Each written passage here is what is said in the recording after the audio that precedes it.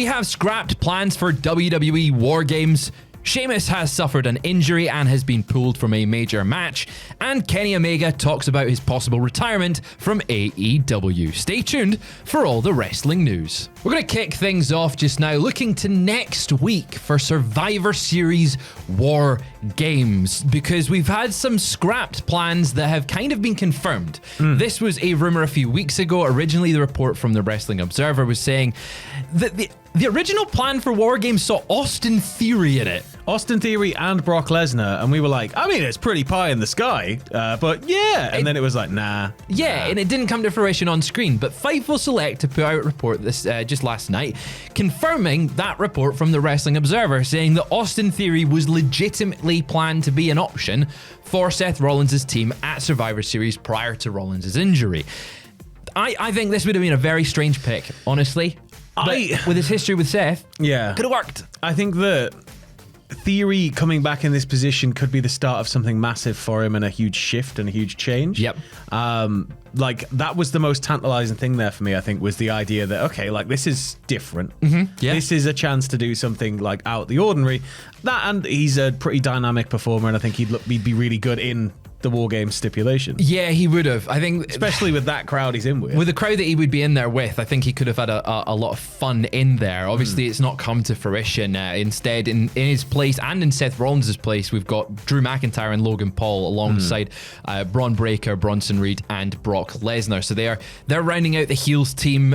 It's quite a stacked match, and I think if you had the original lineup with the same face team that we currently have, Austin Theory really would look out of place. Yeah, he'd definitely be the one sort of sticking out there. But at the same time, it's going to be one of those what ifs where it's like, this could have been quite interesting to see him in and around the Vision.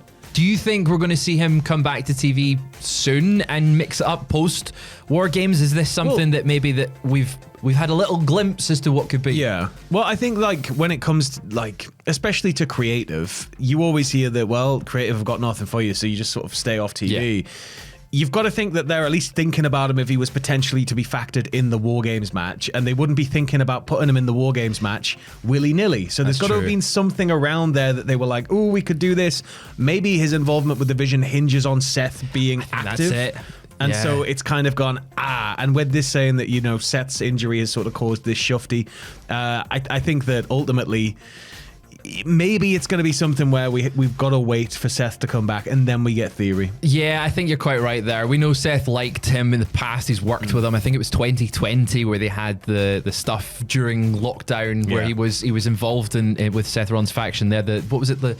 He was the Messiah, Messiah of Monday Night Raw. We know Paul Heyman likes him, which is probably why he was originally planned for that. But it looks like, we know for a fact he's not going to be involved next week, but it was the original plan. He's just going to have to come back as a valiant babyface, isn't he? When Seth comes back and goes, hey guys, I'm back from injury. And they put him through a car window. Yeah, just and do it. Like, we don't need you anymore, old man. We've got Austin Theory. Yeah.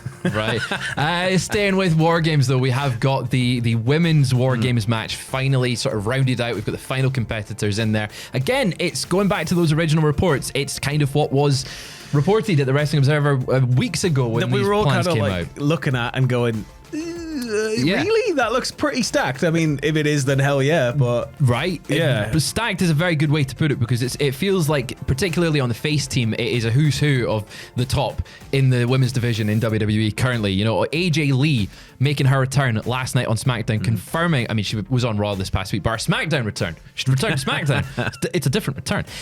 She returned on SmackDown last night, officially joining Rhea Ripley, Io Sky, Charlotte Flair, and Alexa Bliss on the face team for War Games. They were attacked as AJ made her entrance. So AJ was coming out, she was getting all the crowd hype, people were going crazy, and then the heels, the dastardly heels, they come out and they go like, you know, it's like you forgot we existed and we're going up against each other in 2 weeks, and so they beat them down. But it wasn't just the established heel team, was it? No. As AJ Lee is running to the ring to make a save, out of nowhere comes Becky Lynch to take down AJ Lee. Of course, they've got a little bit of beef. Of course. AJ cost Becky her title.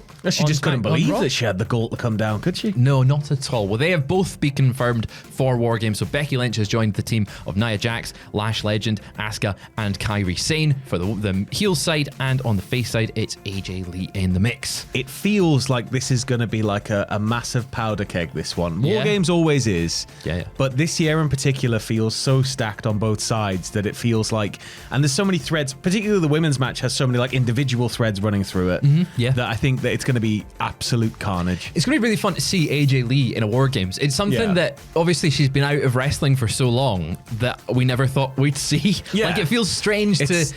She doesn't belong in a War Games because of the era that she's from, but she's so good that she does belong in a War Games. It's like we've never entertained the idea because it just never felt like a possibility. But now it's here and knocking on the door. It's like, okay, Exactly. this is like a, must-see TV, isn't Exactly. I'm very excited for Survivor Series War Games next week. Even I wasn't in the past few weeks because I'm like, it's another War Games. They feel forced now. This is the thing, is we've sort of been talking about this like in office and a couple of times on video, where it's like, the problem with Hell in a Cell was Hell in a Cell became a pay-per-view. Yeah.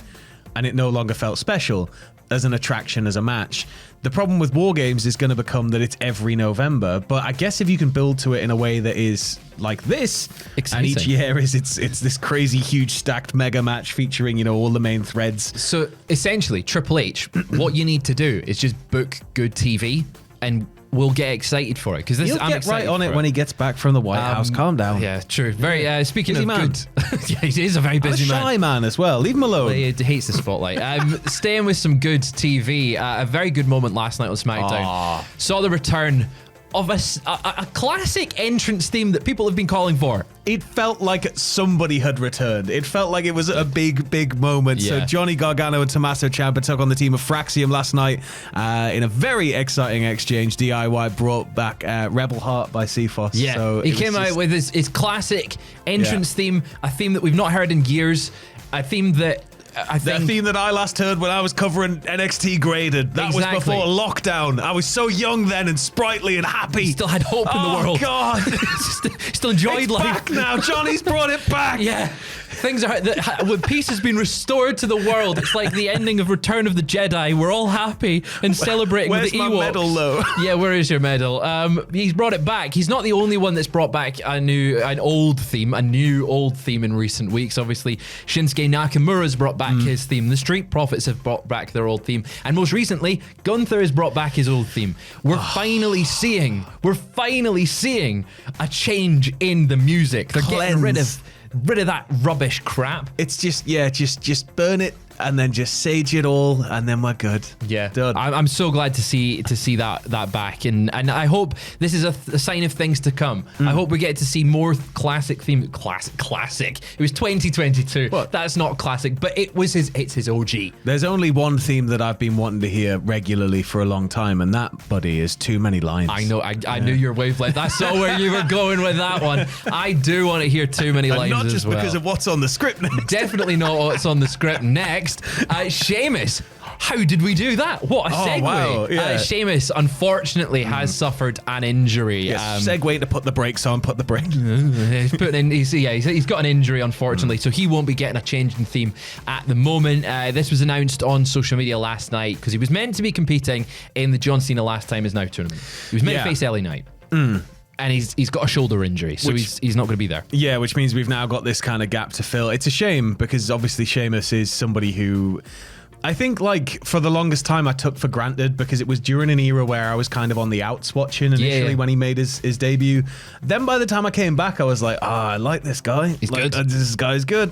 And then I've just been sort of watching with curiosity as there's this groundswell behind Sheamus, like, over the last 5 or so years. And everybody just loves him. Everybody wants him to do well. And, you know, all we can do is wish him a speedy recovery because it's crap seeing him out. Oh, for sure. Now, the injury is a shoulder injury. So he did have on Raw, as you can see by the photo there, he had his shoulder taped up. So he was competing on Raw this past week. He was in the tag team match. He was teaming with John Cena and Rey Mysterio to take on the Judgment Day. It was Cena's last Raw. So even though Sheamus isn't involved in the tournament anymore, I'm glad he got that moment with yeah. Cena in the ring. He did the 5-knuckle shuffle. He moved Cena into the center, and so that he could be the main focus of the shot, which was, I thought, was what veteran instinct. You know, if I was in that ring, I would have done that too. Yeah, I would have done that too. But yeah, hopefully Sheamus makes a speedy recovery. As you said, he's a veteran at this point. But he's like the heart and soul of it, to a lot of people. And I love Sheamus. I love, everything that he's been doing over the last few years especially it's just felt like kind of garnish on what's already an amazing career. Which is strange because going back to 2012 to 2015, people were sick of Sheamus. He was like the Roman Reigns before Roman Reigns. He was getting pushed down. He was getting pushed too much. He was in the main event scene constantly.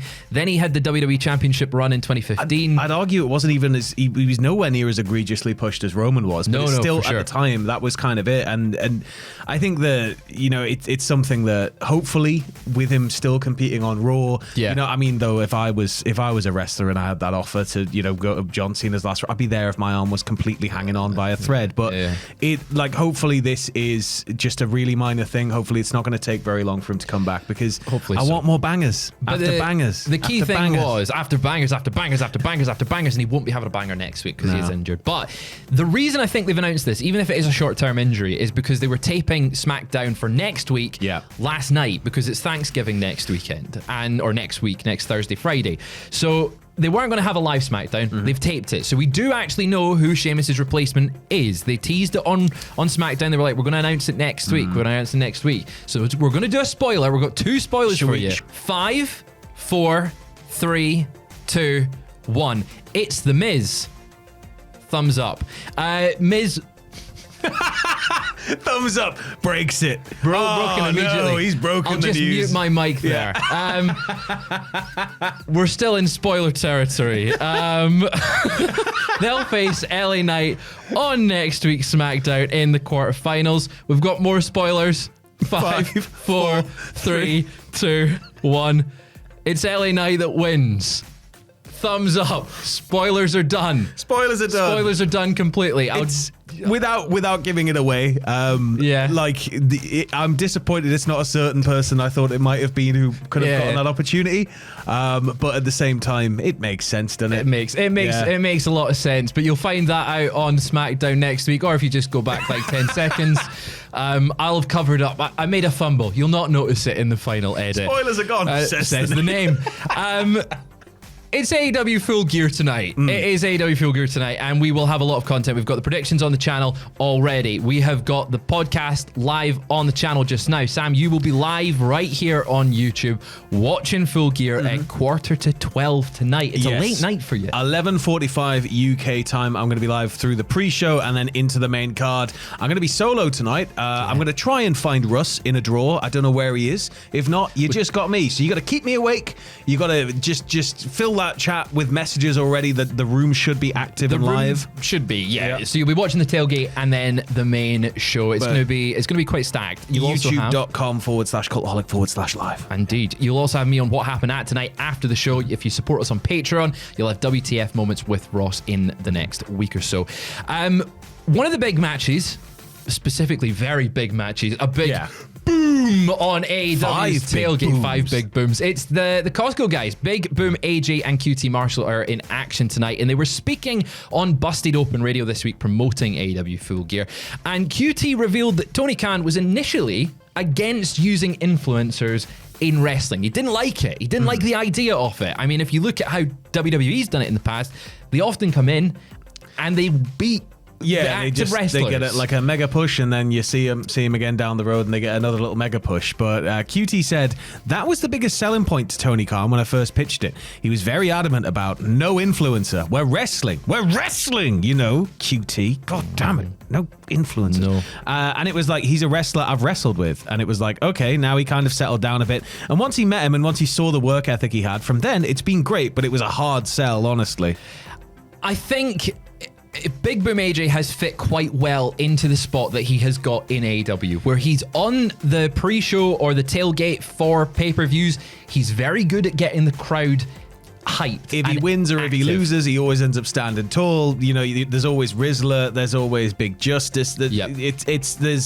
He's a very nice sort of it's just going to sound really weird, but he's almost like a comic booky throwback of an influencer. And it's just nice to have that kind of simplicity where, initially, I'm not going to lie, when Fraser's like, there's these guys on TikTok that go to Costco, I was like... chocolate cookie. Yeah, so I'm watching all these and they're spinning around my head like Father Ted walking down the beach. But I'm sat there going, like, I don't understand. It's not going to work. And then when I see it all together, I was like, oh, okay. It fits AEW really well. When Rizzler walks out as Prime Dusty Rhodes, and it's, like, why it works. It was the same week, wasn't it? Lesnar came back wearing pretty much the identical outfit. And then it was just like, it's mini Lesnar. Well, he's better than Lesnar. Oh, of course. But Big Boom AJ and QT Marshall, known as Boom and Doom, are set to face Rocky Mirror and Trent Beretta on the tailgate before Full Gear that you'll be watching live. And I hope Big Boom AJ, are you going to boom? Oh, I'm going to boom. Are you going to boom? I've got to get what? 5 big booms? Are you going to get chocolate chunk cookies? I could actually go to Costco today. Can you bring Costco pizza to the office? Get a slab of Costco pizza and cookies. We'll see. Oh, we'll see God. if I can get over. I'm going to be fueled for this, what happened at tonight. Also, on the main show, we're going to run down the card for you. The Acclaimed versus the Bang Bang Gang versus Big Bill and Brian Keith versus the Outrunners. Yeah, we've got El Sky Team versus the Don Callis family for the CMLL Trios Championships. Hook and Eddie Kingston are in action against the Workhorsemen. Now, this was originally an open challenge when it was first announced. It's been answered now, and it's confirmed that it's this match. Get up there, Eddie. Chris Statlander versus Mercedes Moné for the AEW Women's Championship. Of course, got the Casino Gauntlet match for the AEW National Championship, the latest championship added to AEW. It's got to be Ricochet, surely. We've got Brodito versus FTR for the AEW World Tag Team Championships. Kyle Fletcher versus Mark Briscoe for the AEW TNT Championship. And if Mark Briscoe loses, he joins the Don Callis family. Oh, it'll be so good. We've got our local boy Pac up against that little gremlin Darby Allin. Usually it's the other way around. Darby Allin. I would say Pac's quite a gremlin-like figure. No, he's a very handsome man. We've got the Babes of Wrath versus the Sisters of Sin versus the Timeless Love Bombs versus Megan Payne and Marina Shafir. And I believe that's for the stipulation for the final. The semi-finals of the Women's Tag Team Title Tournament, yes. We got Moxley versus O'Reilly in a no-holds-barred match. Kenny Omega and Jurassic Express versus the Young Bucks and Josh Alexander. Which is for $1 million, I think. It is for $1 million. It's for $1 million. $1 million. Tony Buckaroos. Tony Bucks. Oh, what if they are just Tony Bucks? Yeah. You can only trade them in for hugs. Now you've got $1 million of them. That would be amazing. And they're $1 each. And he's giving them to the Young Bucks, and that's all they can use them for is hugs with Tony Khan. And finally, we've got Hangman Adam Page defending the AEW World Championship against Big Bad Samoa Joe in a steel cage. What isn't there to love on that card? It's pretty stacked. Now, if you want to find out who we think is going to win, or specifically who Sam thinks is going to win, it is on the predictions video, which is on the channel right now. He's up against Andrew. The title is on the line. Damn right. There will be a punishment for this. There will be. It's one of AEW's big four, so Ross has been sat at his desk giggling away all week. He's been scheming. I know some of the plans. He has been scheming, getting a punishment ready for the two of you. So much worse. They have. Oh, they have God. been. So you've got that to look forward to if you support us on Patreon. The Young Bucks have been commenting on Chris Jericho's AEW status. Now, Jericho's not been seen in a rather long time. He's been off TV for the better part of this year. He's been doing that thing he does when it's contract time, and he's been sort of teasing a lot of things and increasing his personal stock and trendability. Yeah, like such as liking comments that talk about WrestleMania, or saying that TNA is the second biggest company, or looks to be the second biggest company. It feels like he's very much playing both sides to always come out on top. That's what he does best. He's quite good at it. But speaking to Adam's Apple, the Young Bucks were asked about Chris Jericho's AEW status ahead of tonight's Full Gear. Now, Nick Jackson said he's a founding father, so of course we want him to stay. We're not sure where his head is at space-wise right now. I know he's like on a break, and he's trying to figure out on his own. And sometimes you gotta let a wrestler figure that out on his own. Now, Matt Jackson simply added, I love Chris Jericho. So, obviously the Bucks, as shoot EVPs of the company, they're still EVPs. Look, they want him to stay. I think that they're surely at this level, like, unless there's some sort of animosity or personal beef there with, like, the relationship they've had, and considering they've started like a whole company, they've been on this journey with Jericho for a very long time. You've got to think that they're going to want to keep him on the books. You've got to think they're going to want to try and maximize everything they can do with him. But ultimately, it's on Chris Jericho. And at the same time, the foundation of AEW was built on the idea that there are more places for wrestlers to work now. Yeah, and that's something that Chris Jericho's champion as well. The market is bigger than it's ever been. People are able to get more money because of there being another major wrestling company. And so if Jericho wasn't to play the field, then he's not taking advantage of the situation that the company he's helped grow has built. He's been there for 6 years. You know, he's been there a while. I think he signed 2 contracts with them. Lost the belt. He's lost the belt. He's done incredible work with the learning tree. So maybe we'll see him back. We do know though that the Young Bucks and Tony Khan want him to stay with the company. One of the other EVPs though could be rounding things up himself. Kenny Omega has openly talked about potential retirement plans. Yeah, so you're speaking to Shaq Wrestling of CBS Sports. He's opened up about retirement, as you said, saying, "I would like to be in a situation where I left the ring not having any regrets and not feeling embarrassed or that I tarnished my own reputation.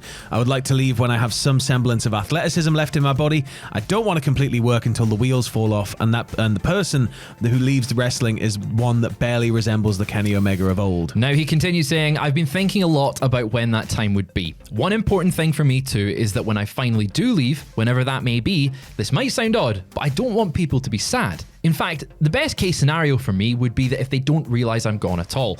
I would love to have the peace of mind that the company has built enough stars so that their star is shining bright enough to distract from me stepping away from the scene. That would make me the happiest." Now, Omega has had his fair share of injuries in the past, I would say maybe 2-3 years, even going back to 2021 when he was world champ. Yeah. He's been injured for a long period of time. Look, Kenny Omega coming out of Japan, right, had a lot of issues as well. He works a very intense style, or at least he used to work a much more intense style. Like, it's something that really helped build Kenny's character and his reputation within the business itself. So, going flat out 100 miles an hour at all times, and especially on those New Japan schedules, it can be really, really taxing on the body. You can look back through wrestling history to, the 90s, the 80s, it's the same. It's grueling. It's long. People are kind of having to put up with a lot of nagging injuries that then mount. But I think that, the one benefit of AEW is that Kenny's schedule is a hell of a lot lighter than it was, which means that, any gas left in the tank is going to go way further than it would, say, on a full-time New Japan run. That's it. Even a full-time AEW run where he's wrestling every single week. And granted, he has been wrestling quite frequently, even despite all these injuries. But at this point, he doesn't need to. Like, he's an attraction, right? He's a spectacle. He is a spectacle star. Although, please stop sending him out there in just, street clothes. It's weird. It's weird. It's weird. I don't know why, because he's always so elaborately dressed. He needs to be in the robe, like the Final Fantasy robes. He's always just so immaculately dressed with his ring gear that when I see him out there in, some sweatpants, I'm just like, what? And Tim's. That's and I'm Kenny Omega. What? Yeah, the name Omega shouldn't wear shorts. Yeah, like basketball shorts. It's like he's obviously perfectly well within his rights to, but it's just weird looking at it. Yeah, but Tyson Smith can wear shorts and tracky bottoms. He can wear some joggers. But that is all we've got for you just now. It is, of course, as I said, full gear tonight. So as we said earlier on, we'll have predictions on the channel. We've got the podcast on the channel. We'll have live reactions tonight. We'll have what happened at. We'll have WTF moments. There's so much going on, and I can't wait for the show. I'm very excited. You excited? Oh yeah, it's going to be a hell of a night.